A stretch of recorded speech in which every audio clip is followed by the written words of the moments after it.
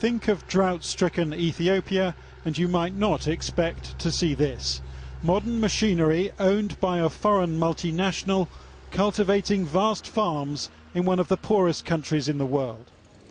The goal here is simple: to double Ethiopia's agricultural production, to make it self-sufficient, so that handouts from Britain, America and others are no longer required.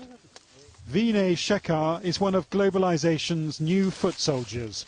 He's a farm manager from India, running an estate in Ethiopia. In our map, allotted map, it is there. Entire land is there. It's a huge land. The Indian company in charge here is called Karaturi, and these 29,000 acres are a small part of its empire, with the Ethiopians pledging almost 800,000 acres to Karaturi so far. Ethiopia's land is owned by its post-communist government, and that land can't feed its people. Farming methods are medieval, with the land parcelled up among millions of small-scale tenant farmers. So now the country's agriculture minister is giving foreign companies like Karaturi cheap leases to revolutionise food production. We give land because we could not be able to produce on that land, because of lack of capital and lack of technology in those areas. Therefore, that's the reason why. They open huge opportunity for employment and, of course, generation of taxes and other financial gains. But Ethiopia's agrarian revolution is coming at a price. Gemechu Garbaba talks not of gain but of loss. He's pointing to Karaturi farmland, which he says the government took from him to give to the Indians instead. When they first came, they told us an investor was coming and we would develop the land alongside one another. They didn't say the land would be taken away from us entirely. I don't understand why the government took the land. Mr. Garbaba now grows maize on land nearby, which he sublets each year from a neighbour. It's precarious, he says. He could lose his tenancy at any moment. And at the family home, his wife complains that the cattle have almost nowhere to graze because their old fields have gone. Since the land was taken away from us, we're impoverished. Nothing has gone right since these investors came. Next door, Karaturi is beginning to work agricultural wonders.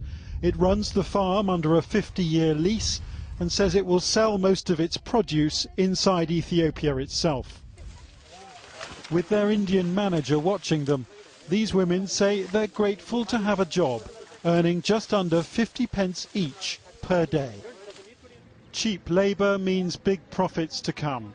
Karaturi's negotiated such a good deal here that it's investing nearly $1 billion in Ethiopia. Though in an interview last year, its founder said it was shameful to accuse the firm of land grabs when the country's being transformed. Why do they need to import food? Isn't it a shame? I mean, I almost feel some sort of a conspiracy out there that people want Africa to keep remaining with a begging bowl. Here we are creating employment. We are creating food. We are creating wealth. Isn't that what Adam Smith spoke about? Isn't that the reason why the Western world is self-sufficient today? I don't think creating wealth is a crime. Yet in this village hut, everyone complains they have less food than before because Karaturi now farms where they once did. Teresa Agasa helped put together this petition to change the government's mind. And when that didn't work, he took a job as a security guard for Karaturi for 45 pence a day.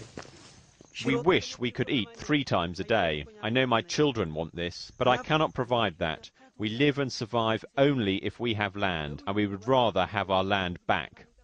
Ethiopia's agriculture minister claims there's no conflict with local communities and no need to provide compensation.